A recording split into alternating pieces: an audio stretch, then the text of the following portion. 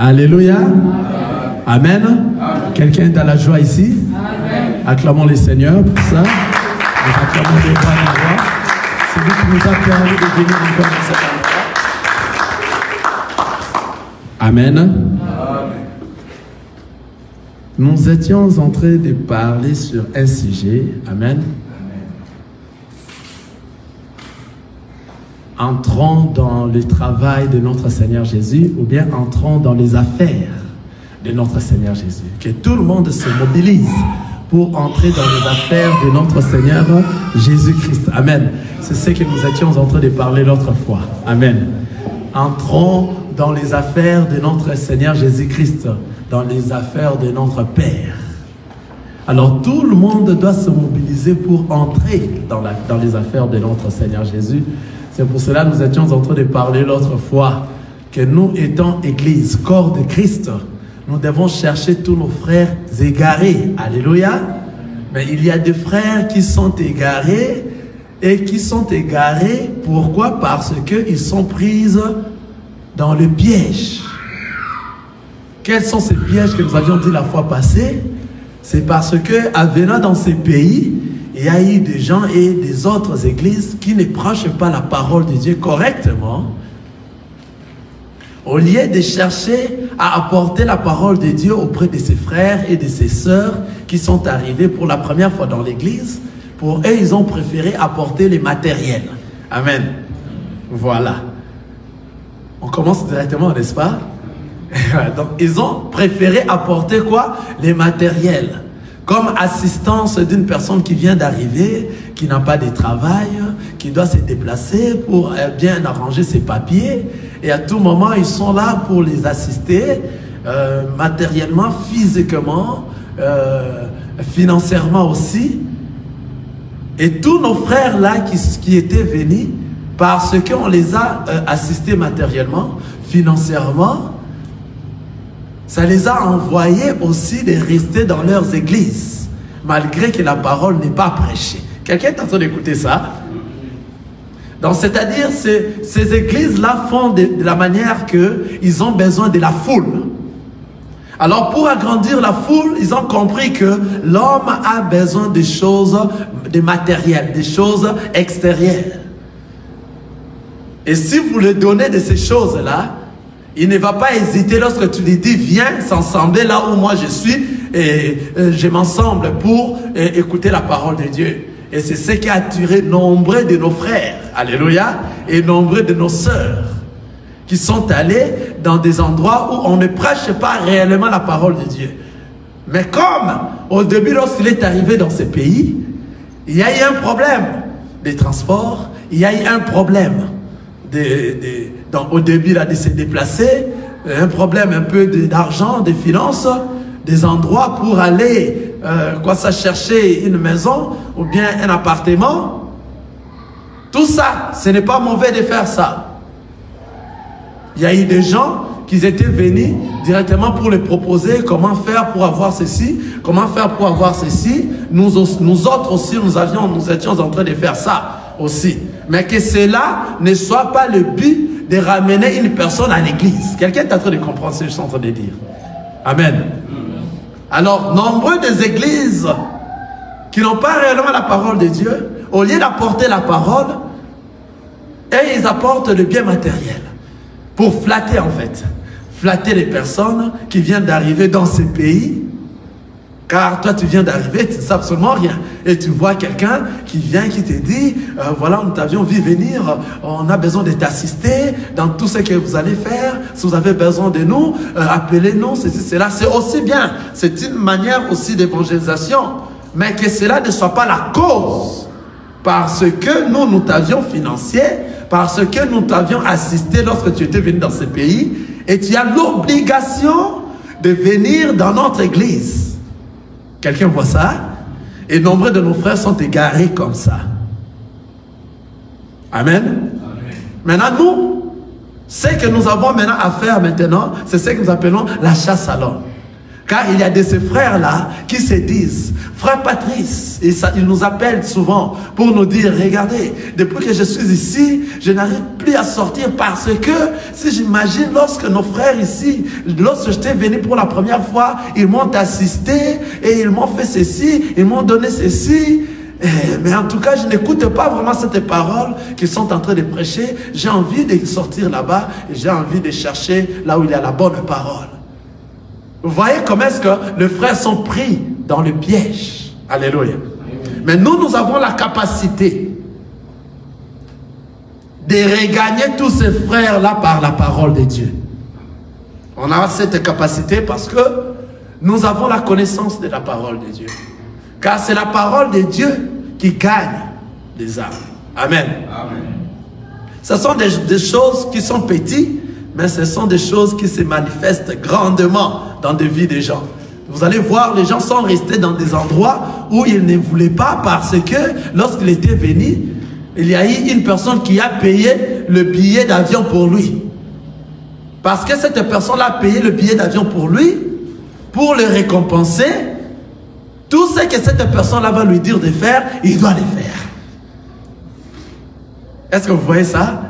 Dans tout ce que cette personne-là te dira de faire, parce que cette personne-là, il est en train de prier dans telle ou telle église, toi aussi, parce que toi tu es venu, moi j'ai acheté le billet pour toi, j'ai acheté le billet d'avion pour toi pour que tu arrives ici.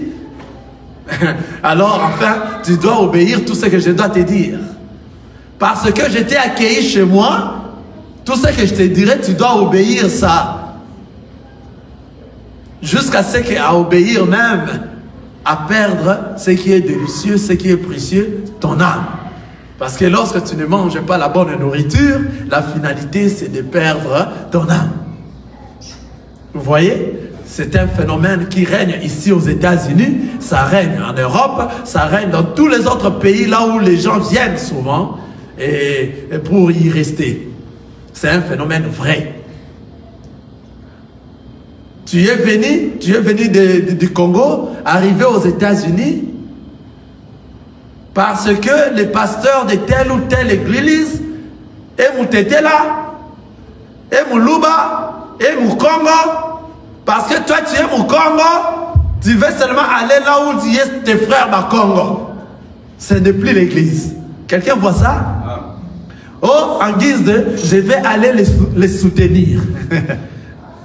L'église, une personne humaine ne peut pas les soutenir parce que l'église, c'est le corps de notre Christ. Ça se soutient de soi-même. Quelqu'un est en train de voir ça? Parce que tu avais une situation très difficile lorsque avant d'arriver ici, une personne qui t'a accueilli chez lui, et comme il t'a accueilli chez lui, tu as le droit de le suivre là où il prie. Et tu n'as pas de parole de parler. Non, ce n'est pas comme ça. Les enfants de Dieu discutent avec la personne. Donc c'est ce que je vais dire ici. Ce n'est pas parce que lorsque tu es venu à l'église et tu es venu pendant les temps que tu étais venu aux États-Unis par exemple, parce que tu étais nouvellement venu, que tout le monde peut t'emporter à n'importe quel vent et que toi tu te donnes dans ces vents-là. Et nombreux des églises ici, dans le monde aussi, ils ont compris que si tu apportes des choses matérielles aux personnes, les personnes voient souvent les matériels. Et ils vont écouter tout ce que vous allez leur dire. Mais il faut qu'il y ait des limites par rapport à la vie éternelle. Parce que la vie éternelle est individuelle. Le salut est individuel. Maintenant, il y a nombreux de frères qui nous disent qu'ils n'arrivent plus à sortir dans ces endroits parce que lorsqu'ils étaient venus, ils ont été financés par cette église-là. Malgré la parole n'est pas exacte, malgré ils ne sont pas en train de parler de la part de notre Seigneur Jésus-Christ, malgré cette église-là ne respecte pas la parole de Dieu correctement, mais comme ils m'ont soutenu pendant tout ce temps-là, et que ça la force, vous voyez ce qui se passe actuellement. Donc ce sont des frères qui sont égarés, faute à la connaissance et ils sont tombés dans des pièges. Maintenant, ils sont nombreux. Nous, maintenant, nous allons entrer dans les affaires de notre Seigneur Jésus-Christ. C'est pour cela qu'on était en train de dire l'autre fois. Pour entrer dans les affaires de notre Seigneur Jésus-Christ, il faut renoncer d'abord. Il faut renoncer le mal qui est en nous. Et c'est à ce moment que nous allons devenir légers, car le mal pèse. Le péché pèse dans nous. Comme ça pèse dans nous, il faut que la parole de Dieu puisse nous rendre légers, nous décharger. La parole de Dieu qui est le Seigneur Jésus-Christ. Il a dit, venez à moi, vous tous qui êtes chargés, moi je vous donnerai du repos. Donc la première des choses, de ce que nous devons faire, nous devons renoncer aux œuvres mortes. Que nous redevenons légers. Comment renoncer? C'est par rapport à la parole de Dieu. Donc en écoutant la parole de Dieu, et cette parole de Dieu va changer l'homme intérieur dans nous, et notre manière de vivre sera différente. C'est à ce moment que nous allons influencer ceux qui sont dans le monde. En nous voyant, en regardant notre façon de vivre, en nous voyant la manière dont le fruit que nous sommes en train de produire, ça va leur permettre de poser des questions. Où est-ce que vous priez? En nous voyant de cette manière-là, lorsque vous approchez des autres, ces gens qui sont égarés, qui ont été tendus de pièges et ils sont tombés, restés dans des endroits où on ne parle pas de notre Seigneur Jésus-Christ dans sa totalité. Et lorsque vous allez vous approcher, vous allez causer avec ces gens-là, ils vont comprendre que réellement vous avez la parole. Parce que c'est la parole qui tire les enfants de Dieu. Donc c'est Dieu lui-même qui sélectionne. Car la parole dit, c'est lui qui nous a choisis. Nous, nous n'avons pas choisi. C'est lui qui nous a choisis. Et c'est lui qui nous a sélectionnés. Amen. C'est pour cela, l'autre fois, nous avions lu dans le livre de Matthieu, chapitre 16. J'aimerais que le frère Mbaki soit vraiment attentif avec moi. Le livre de Matthieu, chapitre 16, le verset 24. Nous avions lu l'autre fois ces lectures et nous avions aussi lu dans le livre de Marc, chapitre 34, le verset, chapitre 8, de 34 à 38.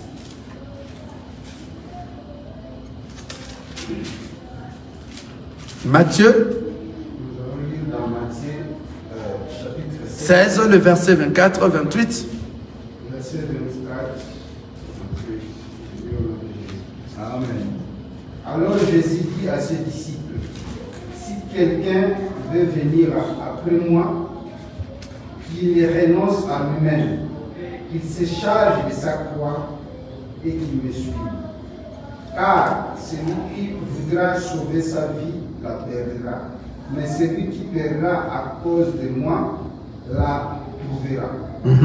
Et que servirait-il à un homme de gagner tout le monde s'il perdait son âme? Ou que donnerait un homme en échange de son âme? Car le Fils de l'homme doit venir dans la gloire de son Père avec ses anges. Et alors il rendra à chacun selon ses œuvres. Je vous le dis en vérité, quelques-uns de ceux qui sont ici ne mourront point, qu'il ait vu le Fils de l'homme venir dans son règne. Amen. C'est la même lecture aussi que nous avions dit l'autre fois. Nous avions lu dans Marc chapitre 8, le verset 34 jusqu'au verset 38. Je relis encore. Puis, ayant appelé la foule avec ses disciples, il leur dit, si quelqu'un veut venir après moi, qu'il renonce à lui-même, qu'il se charge de sa croix et qu'il me suive. Car celui qui voudra sauver sa vie, la perdra. Mais celui qui perdra sa vie à cause de moi et de la bonne nouvelle, la sauvera. Que sert-il à un homme de gagner tout le monde s'il perd son âme? Que donnerait un homme en échange de son âme? Car quiconque aura honte de moi et de mes paroles au milieu de cette génération adultère et pécheresse, le Fils de l'homme aura aussi honte de lui quand il viendra dans la gloire de son Père avec ses saints anges. Amen. Ça, c'est ce que nous étions en train de développer la fois passée. Et nous avions beaucoup plus parlé sur la honte. Et nous avions dit, la honte, le renoncement des œuvres mortes. Et nous avions dit que le renoncement des œuvres des œuvres mortes, ce sont tout ce que nous sommes en train de faire. Alléluia. Tout ce que nous sommes en train de faire qui est lié à la chair. Et nous avions lu dans Galates chapitre 5, le verset 17 jusqu'au verset 21. Ce sont tous ces œuvres mortes que nous devons renoncer afin que nous devenions légères. Et la Bible a poursuivi en disant, car celui qui voudra sauver sa vie, la perdra. Mais celui qui perdra sa vie à cause de moi et à cause de la bonne nouvelle, la sauvera. Et dans 36, il dit, et que sert-il à un homme de gagner tout le monde s'il perd son âme? L'objectif que nous sommes ici, c'est de ne pas perdre notre âme. C'est de ne pas suivre ce qui est dans le monde. Car le monde, la Bible nous dit, vanité, tout est vanité. Nous avions dit dans le livre d'Ecclésiaste, frère Mbaki, le livre d'Ecclésiaste, chapitre 1, le premier chapitre, du premier verset au 4e verset. On peut lire juste le premier verset. Ecclésiaste, chapitre 1, le premier verset. Oui, nous lisons dans le livre d'Ecclésiaste, chapitre 1, premier verset, nous lisons la parole de l'Ecclésiaste, fils de David, du roi de Jérusalem. Vanité de vanité, dit Ecclésiaste, vanité de vanité, tout est vanité. Amen. Ecclésiaste chapitre 1er, on a lu le premier verset et le second. C'est-à-dire, tout est vanité. Dans le monde ici, tout est vanité. Vanité de vanité, tout est vanité. C'était Salomon qui avait prononcé cette parole. Tout est vanité. Alors, c'est-à-dire, toute personne qui donne la considération dans les choses de ce monde, nous voyons, s'il s'agit d'aller dans la fête, il y a beaucoup de gens qui partent, alléluia. S'il s'agit d'acheter des choses qui vont te plaire, bien s'habiller, avoir des habits, avoir des voitures, des maisons de luxe, des choses qui te plaira pour satisfaire la chair, tu le fais avec pression, avec empressement, afin que le monde te voie, afin qu'on voie ce que toi tu es. Alléluia. Et pourtant, tout ce qui est dans ce monde passera. C'est vanité de vanité. Alléluia. Et la parole nous dit, que sert-il à un homme de gagner tout le monde s'il perd son âme? C'est-à-dire, le monde passera. Qu'est-ce qu'il faut que nous cherchions à gagner? C'est le calcul de la fin. Quelqu'un est avec moi? Amen. Le calcul de la fin. Lorsque nous calculons la fin, où est-ce que je vais terminer mon éternité? Où passerai-je mon éternité? Le calcul de la fin. Une fois que tu as cet calcul, tu sauras maintenant où sera ton âme après ta mort. C'est à ce moment que tu auras la pression, tu auras l'amour. La parole de Dieu sera dans toi, afin que toi, qui connais comment sera la fin, où sera ton âme, parce qu'à la fin, notre corps ici va mourir, n'est-ce pas? Et ça va pourrir. Mais notre âme ne mourra pas. Nos âmes ne vont pas mourir. Quelqu'un connaît ça? Nos âmes iront dans des endroits de repos et d'autres âmes iront dans des endroits de tourment après la mort. Et lorsque nous irons en enlèvement, les âmes qui étaient dans l'endroit de repos seront enlevées et les âmes qui étaient dans les endroits de tourment vont rester jusqu'à la seconde résurrection pour les jugements. Vous voyez? Maintenant, un enfant de Dieu étant dans ce monde, il verra que tout ce qui est de ce monde est rien en fait. Parce que ce qui est plus important, c'est les calculs de la fin. À la fin, où est-ce que moi je serai? Je serai parmi ceux qui seront enlevés vers le ciel et avoir la vie éternelle, ou bien parmi ceux qui auront dans le fait et avoir la mort éternelle. C'est ça les calculs. Tout enfant de Dieu a ces calculs-là avec lui. Et à partir de ces calculs, ça va lui pousser maintenant à bien conduire sa vie. J'ai donné un exemple la fois passée ici. Lorsque nous venons au travail, qu'est-ce qui nous pousse à venir au travail? C'est parce que nous calculons le chèque de vendredi. Mais nous ne calculons pas les lundis. C'est ce qu'on était en train de dire l'autre fois. Mieux vaut la fin d'une chose que son commencement. Nous sommes en train de calculer dans nous que non, il faut que je parte au travail à temps. Pourquoi? Que je remblaye tous les 8 heures. S'il y aura même les overtime, je vais enchaîner. Tout ça, le lundi, ça n'a pas toi dans ta tête. Le mardi, non. Le mercredi, non. Tu calcules pour être toujours à temps de tous ces jours-là, afin que toi tu aies un gros chèque le vendredi. Amen. Les calculs de la fin. Alléluia. Tout homme qui calcule la fin sera très prudent dans ses marches ici, dans ce monde. Les choses du monde sera passagères. Les choses du monde pour lui sera vanité de vanité. Alléluia. Le monde passera, mais la parole de Dieu ne passera point. Maintenant, ce qui va te forcer, te fortifier à demeurer dans les choses de Dieu, c'est le calcul de la fin. Tu te tiens à calculer.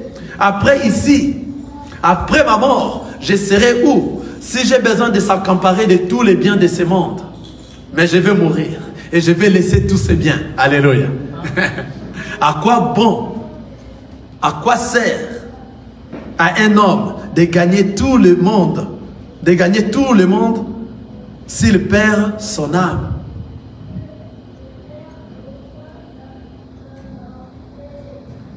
Maintenant, dans le monde, on nous a dit, ce qui a été, c'est ce qui sera. Donc, il n'y a pas de... On peut lire ça encore. On peut lire ça dans Ecclésiaste chapitre 9. Ecclésiaste chapitre 1, le verset 9. Ecclésiaste chapitre 9. Nous disons, frère Mbaki, rapidement. Ecclésiaste chapitre 1, verset 9. Ce qui a été, c'est ce qui sera. Ce qui a été, c'est ce qui sera. Et ce qui se fait, c'est ce qui se fera. Ce qui se fait, c'est ce qui se fera. Il n'y a rien de nouveau sous le soleil. Il n'y a rien de nouveau sous le soleil. Amen. C'est-à-dire dans le soleil, tout autour de la même chose. Tout ce que vous avez vu, ça va se répéter. Tout se répète. La répétition de ce qui s'était passé, de ce qui était avant, c'est ce que tu verras. C'est-à-dire, tu ne peux pas te rassasier du monde. Quelqu'un est en train de voir ça? Personne ne saura se rassasier du monde. Donc le monde va te tuer, mon frère. Le monde va te tuer. Toi qui suis le monde, ça va te tuer. Pourquoi? Parce que tu ne sauras pas te rassasier du monde. Amen. Dans le monde, tout est vanité. S'il y a des appareils qui viennent de sortir aujourd'hui, tu crois que ce qui vient de sortir est plus meilleur que ce qui était sorti en 2012. Alléluia. Or, on t'a menti. Et il y a d'autres qui sortiront en 2030, qui sont encore plus jolis que ceux que vous avez aujourd'hui. On est en train de nous troubler comme ça, dans le monde. Et toi, tu as besoin d'en posséder toujours. Et de suivre tout ce qui est de ce monde. C'est pour ça que nous sommes en train de dire, le monde va te tuer, mon frère. Si tu demeures dans le monde va te tuer. La mort que nous sommes en train de dire ici, c'est le calcul de la fin. Tu seras en enfer. En suivant le monde, tu seras en enfer. Alléluia. Tout celui qui suit le monde sera en enfer. Nous lisons 1 Jean chapitre, nous lisons dans 1 Jean chapitre 2, le verset 15 à 17. 1 Jean chapitre 2. 1 Jean chapitre 2, les versets 15 à 17. Qu'est-ce que nous dit la parole de Dieu? Le livre de 1 Jean, c'est presque vers la fin de la Bible. 1 Jean chapitre 2, le verset 15. Nous lisons dans 1 Jean chapitre 2, le verset 15. À 17. 15 à 17. N'aimez pas le monde, ni les choses qui sont dans le monde. Si quelqu'un aime le monde, l'amour du Père n'est point en lui. Car tout ce qui est dans le monde, la convoitise de la chair, la convoitise des yeux et l'orgueil de la vie ne vient point du Père, mais vient du monde. Et le monde passe et sa convoitise aussi. Mais celui qui fait la volonté de Dieu demeure éternellement. Amen. Amen. Nous avions vu ces passages bibliques. La parole nous dit ceci. N'aimez point le monde, ni les choses qui sont dans le monde. Si quelqu'un aime le monde, l'amour du Père n'est point en lui. La parole nous dit, n'aimez point le monde. N'aimez point le monde, ni les choses qui sont dans le monde. Si quelqu'un aime le monde, l'amour du Père n'est point en lui. Ça va vous troubler un peu parce qu'il y a un endroit où le Seigneur a dit, car Dieu a tant aimé le monde. Mais ici on dit, lui-même encore est venu vous dire, n'aimez point le monde. Amen. Amen. Alléluia, ne confondez pas ces écritures. Amen. Que cela ne vous trouble pas sur ça. Ne confondez pas ces deux écritures. Le Père avait dit, car Dieu a tant aimé le monde. Amen. Qu'il a envoyé son Fils unique, afin que quiconque croit en lui ne périsse point, mais qu'il ait la vie éternelle. À cause de son amour dans le monde, il a envoyé son Fils unique. Alléluia. Car Dieu a tant aimé le monde, qu'il a envoyé son Fils unique, afin que quiconque croit en lui ne périsse point, mais qu'il ait la vie éternelle. C'est-à-dire, il veut sauver les gens qui sont dans le monde et tous ceux qui vont croire à son Fils que lui aime, ce sont que ceux-là qui ne mourront pas et ils auront la vie éternelle. Est-ce que vous avez compris ça? Il dit, car Dieu a tant aimé le monde qu'il a envoyé son Fils unique, afin que, il faut souligner cela, afin que quiconque croit à ce Fils-là ne périsse point, mais qu'il ait la vie éternelle. Ce qui veut dire, tous ceux qui ne croiront pas à ces fils-là vont périr et n'auront pas la vie éternelle. C'est-à-dire, dans le monde, il n'est venu sauver que quiconque qui croira à son Fils qu'il a envoyé. Vous comprenez? Ce sont que ceux-là qui ne vont pas périr et ils auront la vie éternelle. Mais tous ceux qui ne croiront pas au Fils qu'il a envoyé, ils périront, ils n'auront pas la vie éternelle. C'est pour cela qu'il nous a dit, il nous a fait attention, n'aimez pas les mondes. Alléluia. N'aimez pas les mondes, ni les choses qui sont dans le monde. La parole nous dit, n'aimez point le monde, ni les choses qui sont dans le monde. Jésus-Christ n'est pas venu du monde. Le Seigneur a tant aimé le monde qu'il a envoyé Jésus-Christ, afin que quiconque croit de la personne qui est venue du ciel. Alléluia. De ne pas croire de ce qui est de cette terre, mais de la personne qui est venue du ciel. Vous croyez? Vous voyez? Donc, c'est-à-dire, ne confondez pas ces écritures-ci. C'est pour cela qu'il a dit, attention, n'aimez pas le monde, ni les choses qui sont dans le monde. Ni les choses qui sont dans le monde. Si quelqu'un aime le monde, l'amour du Père n'est point en lui. C'est-à-dire, il a envoyé le Christ afin que nous puissions croire et aimer le Christ. Aimer le Christ, c'est participer à sa parole, c'est faire la volonté du Père. Mais la personne qui va aimer le monde va te tuer. C'est quoi en fait? Qu'est-ce qui est dans le monde? Car tout ce qui est dans le monde, la convoitise de la chair, la convoitise des yeux et l'orgueil de la vie, ne vient point du Père, mais vient du monde. Cela vient du monde. C'est-à-dire, le monde va te mentir, le monde va te piéger, le monde va te rendre une personne qui ne va pas chercher la gloire de notre Seigneur Jésus-Christ. Et toi, tu vas t'emballer dans le monde avec la convoiture du monde, avec les choses du monde. C'est-à-dire, les choses du monde, c'est-à-dire satisfaire sa chair. Tout ce que la chair te demande de faire, toi tu es en train de le faire. C'est-à-dire, toi, tu es dans le monde. Allons-y dans ces bars là-bas, allons-y dans cette boîte, habillons-nous d'une manière non décente, d'une manière sans pudeur, faisons tout ce que nous voulons, sortons, faisons tout ce que nous voulons, nous sommes dans le monde, pendant que nous vivons, faisons ce que nous voulons. Amen. C'est ça le monde. Or, en suivant le monde, Dieu nous a interdit ici, il a dit, car tout ce qui est dans le monde, la convoitise de la chair, la convoitise des yeux et l'orgueil de la vie, ne vient point du monde, ne vient point du Père, mais vient du monde. Tout ce qui vient du monde, vient du monde. Et il dit, et le monde passe, et sa convoitise aussi. Mais celui qui fait la volonté de Dieu demeure éternellement. Alléluia. Ici, n'oubliez pas, nous sommes en train de chercher comment entrer dans les affaires de notre Père. Pour entrer dans les affaires de notre Père, il faut haïr le monde. Il faut voir tout ce qui est de monde et vanité. Il y a même de ceux-là qui, lorsque tu touches sa voiture, ils s'énervent. Comment tu as touché ma voiture?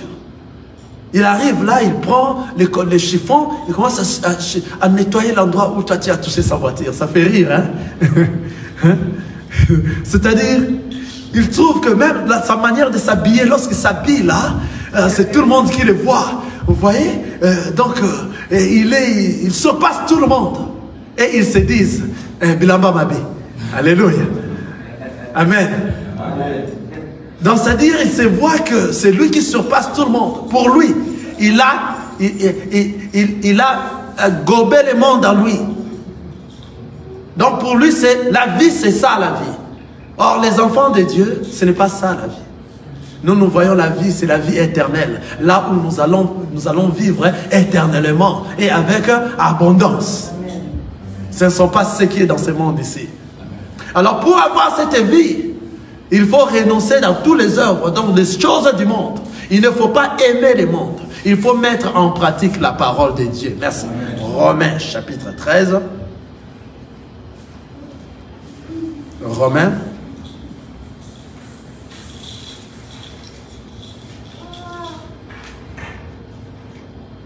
Nous allons voir ça dans le livre de Romains, chapitre 2, le verset 13. Romains, chapitre 2. Romains, chapitre 2, le verset 13. Romains, chapitre 2, verset 13. Ce ne sont pas en effet ceux qui écoutent la loi qui sont justes devant Dieu, mais ce sont ceux qui la mettent en pratique qui seront justifiés. Ah, vous avez écouté la parole de Dieu? La parole nous dit, ce ne sont pas en effet ceux qui écoutent la loi qui sont justes devant Dieu, mais ce sont ceux qui la mettent en pratique qui seront justifiés devant Dieu. C'est-à-dire venir à l'église, écouter la parole de Dieu. Tu peux venir chaque jour et tu écoutes la parole de Dieu, mais si tu ne les mets pas en pratique, toi tu es lié aux œuvres du monde. Si tu ne les mets pas en pratique, toi tu ne verras pas le ciel. La mise en pratique de la parole de Dieu, c'est à ce moment maintenant que toi, tu as renoncé aux œuvres mortes. Tu as renoncé au monde. C'est à ce moment que toi tu as haï le monde. Et la piège que le monde attendit de toi a sauté. C'est à ce moment que toi maintenant, tu auras la possibilité, avec la connaissance de la parole de Dieu, d'aller chercher nos frères égarés. Ici, j'ai commencé avec les frères qui sont égarés et qui sont dans des églises ou dans des endroits où on ne prêche pas la parole de Dieu. Ces frères, à cause de ces pièges, qu'on les a tendus et ils sont restés dans ces pièges, ils n'arrivent plus à sortir. Mais qu'est-ce qui va leur faire sortir de là? C'est la parole de Dieu. Alors cette parole de Dieu, qui va les prêcher pour leur faire sortir? C'est tous ceux qui écoutent cette parole et les mettent en pratique. C'est la connaissance de la parole de Dieu. Une fois que une personne a écouté la parole, et à cause de la parole, le Saint-Esprit de Dieu l'a touché, ça va les ramener dans un endroit où il va bien se préparer à la rencontre du Seigneur. Il ne va pas être déçu, il ne sera pas déçu. Je vous ai dit au commencement que cette parole est très simple. Pour entrer dans les affaires de notre Seigneur Jésus, c'est très simple. Amen. C'est seulement obéir la parole de Dieu et mettre en pratique la parole de Dieu. En mettant en pratique la parole de Dieu, partout tu seras. Les gens verront ta manière de vivre et les gens vont adopter réellement, vont accepter réellement que toi tu n'es plus dans le monde, toi tu es devenu une nouvelle créature en Jésus-Christ. Et lorsque maintenant toi tu vas les aborder et que ça coïncide que eux aussi, la personne à qui toi tu abordes, il a été sélectionné par Dieu, la parole que toi tu vas leur donner, ça fera que eux quittent dans un endroit où on ne parle pas de notre Seigneur Jésus correctement, à venir maintenant dans l'endroit où nous sommes. Amen. Ça, c'est entrer dans les affaires. Dans les affaires de notre Seigneur Jésus-Christ, c'est quitter d'abord les péchés et mettre en pratique la parole de Dieu. Et maintenant, là où toi tu es en train de prier, il faut que ça se remarque que toi tu es un enfant de Dieu. Ce n'est pas un travail des pasteurs seulement, des hommes de Dieu seulement, c'est le travail de toute l'église, tous les frères et les sœurs dans l'église. Alléluia. Car le Seigneur nous a conçus comme un royaume de sacrificateurs. C'est-à-dire tout le monde doit travailler. Amen. C'est-à-dire la honte doit quitter lorsque toi réellement tu es en train de mettre en pratique la parole de Dieu. Et cette parole que toi tu es en train d'écouter, c'est la bonne, la vraie parole, la parole pure, la parole exacte qui réellement a convaincu ton corps, a convaincu ton cœur de la manière que toi tu puisses bien se concentrer à retourner à la maison. Et cette parole-là, si toi tu en as, tu n'auras pas peur d'aller causer avec un frère qui est égaré. Car nous, ici dans le monde, le travail et les affaires de notre Père, c'est rechercher nos frères égarés à revenir où? Dans les chemins. C'est ça les affaires de notre Père. C'est prêcher la parole de Dieu, évangéliser cette parole. En n'ayant pas honte, c'est-à-dire, tu dois d'abord être enseigné, et lorsque tu vas sortir avec la connaissance que toi tu as, et la mise en pratique de la parole de Dieu, c'est à ce moment que ça va te pousser à parler correctement à ceux qui ne connaissent pas cette parole. Alléluia.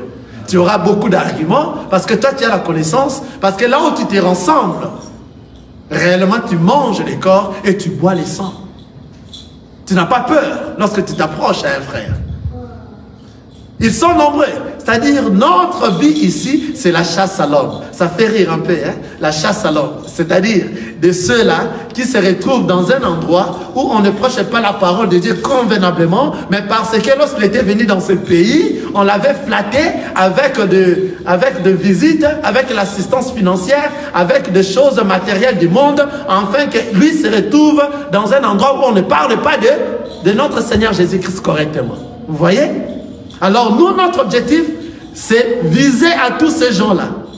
Alléluia. Parce que ces gens-là ont les soucis de sortir. Mais comment sortir? Parce qu'ils sont dans le piège. Or, pour sortir, c'est apporter la parole de Dieu. C'est la parole de Dieu qui va leur convaincre. La parole de Dieu va leur convaincre en leur montrant que, mon frère, ce n'est pas parce qu'on t'a donné ceci, des choses matérielles, que toi tu dois aller suivre là où il n'y a pas la bonne parole. Non, tu vas hériter l'enfer pour rien. On suit là où la parole de Dieu est exacte. La parole que je vais t'amener ici est une parole pure. Ça va t'aider à bien se préparer à la rencontre de Christ. Tu commences à les parler de la part de notre Seigneur Jésus-Christ. Amen. Parce que tu as la connaissance, le Saint-Esprit de Dieu va te conduire. Et va t'aider afin que toi tu arrives à parler correctement. Et maintenant, si la personne a été réellement sélectionnée, si la personne réellement, le Seigneur l'a déjà choisi, en t'écoutant, il y aura quelque chose qui va bouger en lui. Alléluia. Il sera bousculé. Amen. Amen. Que le Seigneur vous bénisse. Il sera bousculé et il sera tourmenté et il ne saura plus dormir parce que cette parole va bourdonner en lui. Amen. Amen. Seigneur m'a touché à moi. Un jour, le Seigneur Jésus m'a touché. J'ai rencontré le frère Saïd à Walmart. J'ai dit non, je vais lui parler de la part du Seigneur. L'Esprit m'a dit, vas-y, parle-lui. J'arrive, je commence à l'aborder. Je commence à les parler. Frère Saïd, regarde ceci, regarde cela. Regarde, il était dans un endroit aussi déjà. Je commence à les montrer ce qu'est la parole. Parce que moi, je n'ai ni argent, ni or. Quelqu'un est en train de voir ce qu'avait dit Pierre. Je n'ai ni or, ni argent à te donner. Ce que j'ai, je te le donne. Et j'ai commencé à parler avec foi à notre frère Saïd. Je lui parlais et je lui parlais. Le Saint-Esprit dans le frère a compris, car le frère avait des questions. Mais comme nous avons la connaissance, comme nous avions été enseignés, les questions que le frère Saïd était en train de poser, ça venait des réponses comme ça. J'ai commencé à les répondre dans toutes ces questions. Il est là, il peut vous dire ça. On a fait même un débat. Il a même oublié sa femme, là où sa femme est allée. Il a oublié parce qu'on était en train de parler de la part de notre Seigneur Jésus-Christ. Ça nous a pris du temps. Amen. Et en retournant à la maison, réellement ces trucs, ces choses qu'on s'est parlé, a bourdonné en lui, l'a dérangé, l'a tourmenté. Il s'est dit, waouh, il faut que j'aille. Alléluia. Aujourd'hui, le frère Saïd est là, n'est-ce pas? Et qui ne le connaît pas? Le frère Saïd est là. Amen. Aujourd'hui, il n'est pas venu seul. Or, lorsqu'on s'est rencontrés, nous l'avions vu seul. Et en venant ici, il a commencé à venir seul. Et après, nous avions vu sa femme venir. Après, nous avons vu sa famille venir. Vous voyez des choses pareilles. Amen. Donc, c'est ça la parole. C'est la parole qui convainc. Mais avant que cette parole arrive à convaincre, il faut que toi, la personne qui la prêche, qui la porte, qui évangélise cette parole, soit pure aussi comme la parole. Amen. Si tu ne l'es pas, la parole ne va pas sortir avec la puissance. La parole ne sera pas accompagnée de la puissance du Saint-Esprit qui va tourmenter la personne. Alléluia. Amen. Il y a nombreux de gens qui sont égarés. Et je vous dis, depuis le jour que le frère Saïd est ici avec sa famille, il ne s'est jamais absenté. Souvent, s'il s'absente par des raisons un peu... Vous voyez? Et sa famille, sa femme la représente toujours. Vous voyez, c'est là. Donc c'est possible. C'est possible avec la parole de Dieu, afin que nous tous, toute l'Église, le frère et le sœur, arrivent à récupérer tous ceux qui sont égarés. C'est possible. Et le récupérer, n'apportez pas les biens matériels. Oui, on n'a pas refusé d'aider nos frères. Et tu le dis aussi, pendant que je suis en train de t'aider ici, cela ne signifie pas que parce que je suis en train de t'aider, c'est pour que tu viennes à l'église. Non, s'il s'agit des choses de l'église, je vais te parler de la parole de Dieu. Et c'est cette parole-là qui va te convaincre. Et ce n'est pas moi. Car nous ne sommes, les hommes physiques comme ça ne sont pas des gagneurs d'âme. La personne qui va te convaincre, c'est cette parole-là. Lorsque toi tu vas écouter cette parole, tu seras convaincu que réellement, amen, l'endroit où je dois aller pour me préparer à la rencontre de l'époux, c'est là-bas. Vous comprenez? Alors nous qui nous avions cette opportunité d'avoir cette parole, nous devons en tout cas aider tous nos frères qui sont sortis. C'est pour ça que nous devons entrer dans les affaires de notre Père. Nous devons entrer dans des affaires. Nous devons tout faire. Travailler. Toi, tu ne feras que parler. Parler seulement. Mais la manière dont toi tu dois parler, avant que toi tu parles, il faut que toi d'abord tu deviennes pur comme la parole est pure. C'est à ce moment que la parole sera accompagnée par la puissance du Saint-Esprit. Une fois que tu te mets à parler à une personne que le Seigneur avait déjà sélectionnée, parce que nous croyons, nous sommes de prédestinés. Amen. Qui croit ça? Amen. Nous sommes des prédestinés. On a été prédestinés. Et que toute personne qui est venue dans ce monde, la parole dit, je connais mes brebis et mes brebis me reconnaissent par ma voix et me suivent. Tout celui à qui toi tu vas te rencontrer, à qui il va écouter la voix du Père à travers toi, il ne va pas hésiter. Il va s'empresser d'ailleurs. Il va te donner son numéro. Alléluia. Mon numéro c'est ça. Amen. Hier nous étions mis à évangéliser un peu à Bullston avec le frère Chai. Nous sommes arrivés à un endroit, on était en train d'évangéliser une sœur qui est tressée, sa sœur et notre sœur. On évangélisait la parole de Dieu, on évangélisait la parole de Dieu. À la fin de la parole, on voit avec précipitation la sœur qui tressait les cheveux dire, prenez mon numéro. Amen. Alléluia. C'est la parole. C'est la parole qui l'a convaincu. Lorsqu'il a écouté la manière dont nous étions en train de parler, ça l'a poussé. Prenez mon numéro, parce que nous prenons le numéro après évangéliser, afin que nous puissions t'envoyer l'adresse de l'endroit où nous sommes. Amen. Et l'heure du début, ainsi que notre numéro de téléphone. Il a dit non, non, prenez mon numéro. Prenez mon numéro comme ça, envoyez-moi sur WhatsApp cette adresse. Nous savons que, avec des sœurs pareilles, quelque chose va naître dans elles. Amen. C'est comme ça. Il faut oser dans le travail de Dieu. Il faut rentrer dans les choses de notre Seigneur Jésus-Christ. Parce que la parole nous dit, si nous-mêmes nous ne mettons pas en pratique la parole de Dieu, même si tu viens à l'église, même si tu les écoutes, mais tu ne les mets pas en pratique, c'est-à-dire, toi, ta place n'est pas au ciel. La parole nous a dit ça clair. Ce ne sont pas en effet ceux qui écoutent la loi qui sont justes devant Dieu, mais ce sont ceux qui la mettent en pratique qui seront justifiés. Ce sont que ceux qui la mettent en pratique qui seront justifiés. Il faut commencer par le mettre en pratique. C'est à ce moment que toi tu seras légère et ça va te pousser maintenant à faire quoi? À parler de sa part auprès des autres. Et comme toi tu es en train de le mettre en pratique, ta parole va sortir accompagnée de la puissance du Saint-Esprit. Ça va convaincre tous les frères égarés qui ont réellement besoin de manger la bonne nourriture, la nourriture pure, la nourriture qui va nous accompagner et qui va nous montrer les chemins à nous faire gagner la maison. Amen. C'est-à-dire, c'est ça. Tout enfant de Dieu est dans le travail. Ne pliez pas tes mains pour dire que non, moi je suis spectateur. Alléluia. Il n'y en a pas. Là où tu es dans le travail, là où tu travailles, dans la compagnie, là où tu travailles, partout tu seras, dans des rassemblements. Il ne faut pas avoir honte de se présenter comme étant un enfant de Dieu qui met en pratique la parole de Dieu et être fier de l'être. Il ne faut pas avoir honte. Car c'est toi maintenant qui vas vivre l'éternité et tu vas vivre la vie éternelle. Tu seras avec le Seigneur Jésus-Christ. Parce que toi, tu as la chose la plus importante. C'est toi qui vas gagner ton âme. Alléluia. Il ne faut pas chercher à perdre ton âme à cause de fatalité, de futilité des choses de ce monde. De futilité de l'ambiance de ce monde. Hein? Le monde passera. Vanité, vanité. Tout est vanité dans ce monde. Un enfant de Dieu est celui qui cherche un endroit nouvel. Où sera un endroit nouvel? Parce qu'on nous a dit déjà, dans le monde, il n'y a pas de choses nouvelles.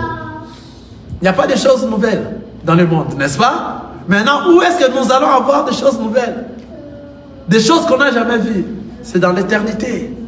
Dans sa gloire. Ce seront des choses qu'on n'a jamais vues. Et nous avons besoin de palper, de voir ces choses. Amen. Amen. On a besoin de voir ces choses. Amen. C'est comme dirait le Seigneur Jésus-Christ lorsque, à l'âge de 12 ans, hein, ce n'est pas vraiment ce que nous sommes en train de dire, mais on peut donner un exemple. À l'âge de 12 ans, le Seigneur Jésus-Christ s'est égaré de ses parents. On commençait à les chercher. On commençait à les chercher. Jusqu'à ce que les parents l'ont retrouvé. Et il a dit, mais de quoi est-ce que vous me cherchez? Vous ne savez pas que moi, je vais m'occuper des affaires de mon Père. Alléluia. Amen. Les affaires de son Père, c'est parler de la part de notre Seigneur. Lisons cela, c'est très bien. Ça doit être dans Luc chapitre 2. Luc chapitre 2. Ça doit être Luc chapitre 2. J'espère. Commençons par Luc chapitre 2. On peut commencer dans le verset 41. Lisons cela seulement pour comprendre ce que nous sommes en train de dire ici. Les affaires de notre Père. On n'a pas honte de ça. Alléluia. Bien que ce que nous sommes en train de lire dans une autre portée spirituelle, ça parle d'autre chose. Amen. Alléluia. Dans la révélation, ça parle aussi de beaucoup de choses. Luc, je lis le Luc chapitre 2. Je commence au verset 21. Les parents de Jésus allaient chaque année à Jérusalem à la fête des Pâques. Lorsqu'il fut âgé de 12 ans, ils y montèrent selon la coutume de la fête. J'aime ça. Puis, quand les jours furent écoulés et qu'ils s'en retournèrent, l'enfant Jésus resta à Jérusalem. Son père et sa mère ne s'en aperçurent pas. Croyant qu'il était avec leurs compagnons de voyage, ils firent une journée de chemin et le cherchèrent parmi leurs parents et leurs connaissances. Mais n'ayant pas trouvé, ils retournèrent à Jérusalem pour le chercher.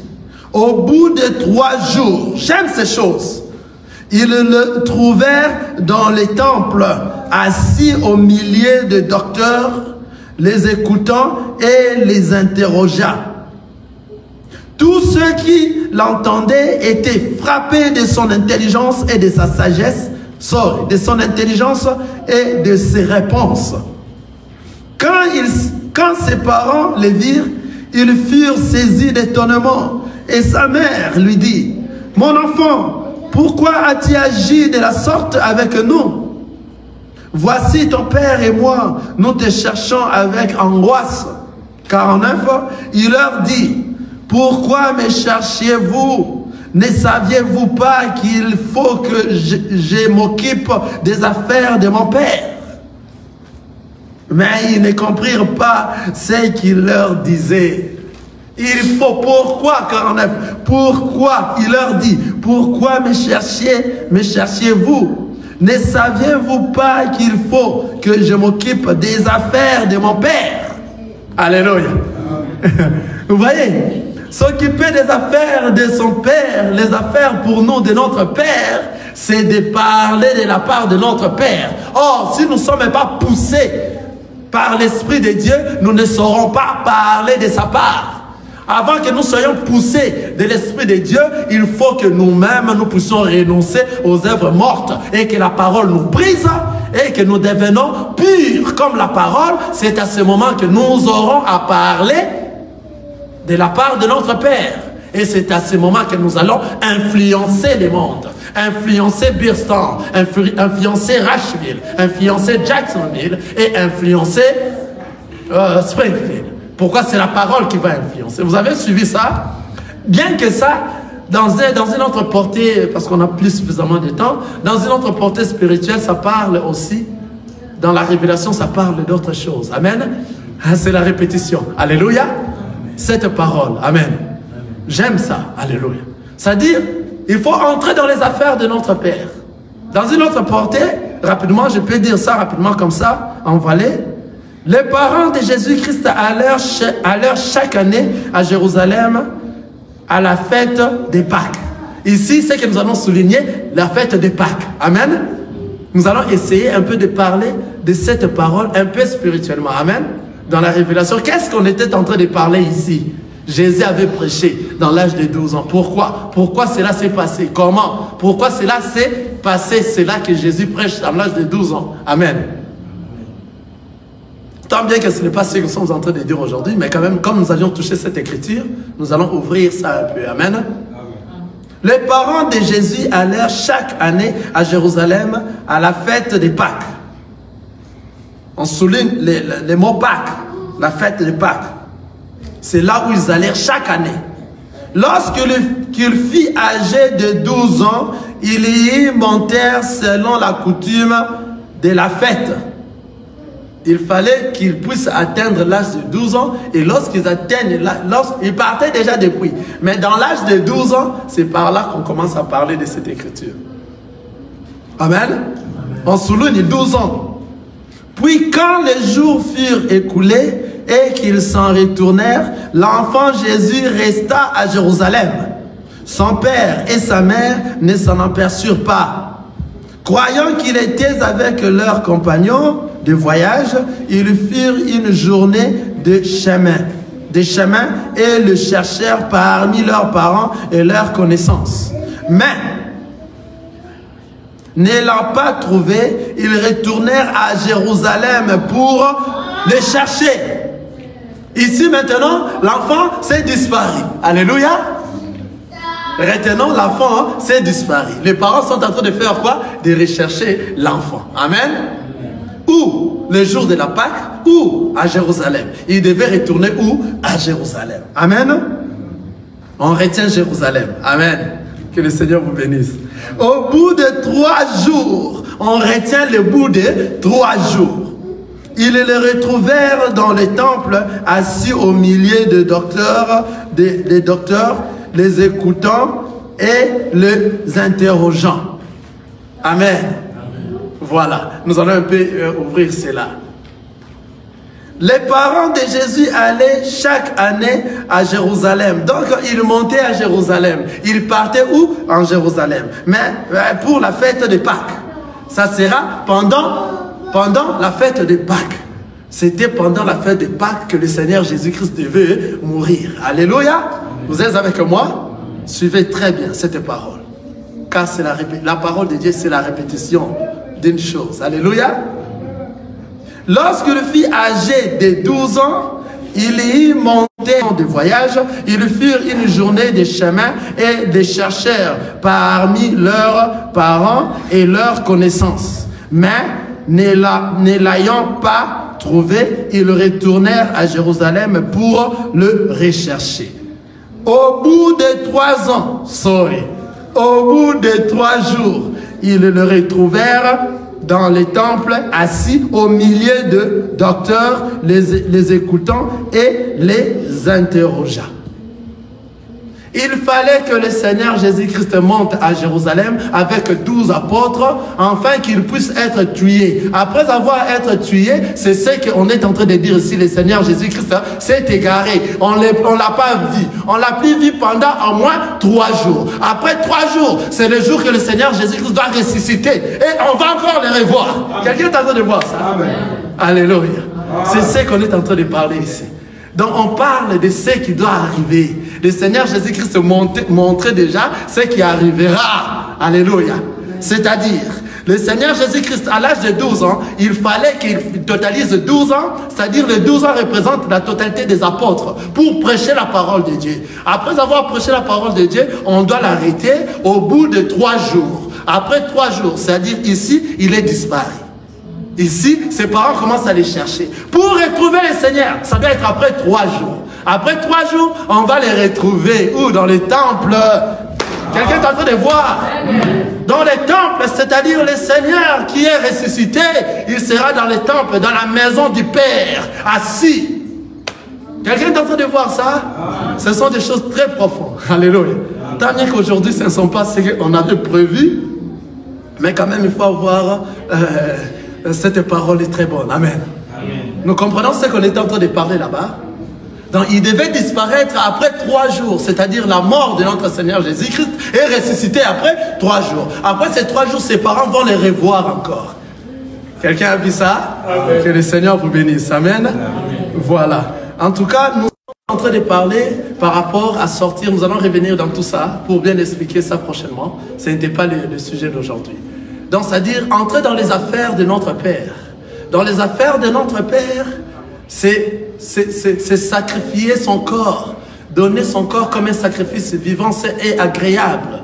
Et c'est ça, ces moments que lorsque toi, tu vas réellement faire les choses de notre Père, tu vas les faire de toi-même. Personne ne va t'envoyer. C'est le Saint-Esprit qui va te diriger, même à l'église. Venir arranger les chaises, mettre les choses et puis répartir les chaises en bas. Ta façon de vivre, ta vie, dans la ville, là où tu es, dans ton environnement, ta façon d'être, de représenter le Christ. Tout ce que tu es en train de faire en mettant en pratique la parole de Dieu, c'est ce qui va amener tous ceux qui sont égarés proches de toi à poser la question. Ta façon de vivre, ta façon de parler, ta façon de dire les choses. Toi qui es maintenant dans le Seigneur et même en pratique la parole de Dieu, tout ce qui est du monde est devenu vanité. Vanité de vanité, tout est vanité. Pour toi, le monde n'a plus d'importance. Ce qui est plus important, c'est gagner ton âme. Et pour gagner ton âme, réellement, il faut renoncer les œuvres mortes. Que le Seigneur vous bénisse. Amen.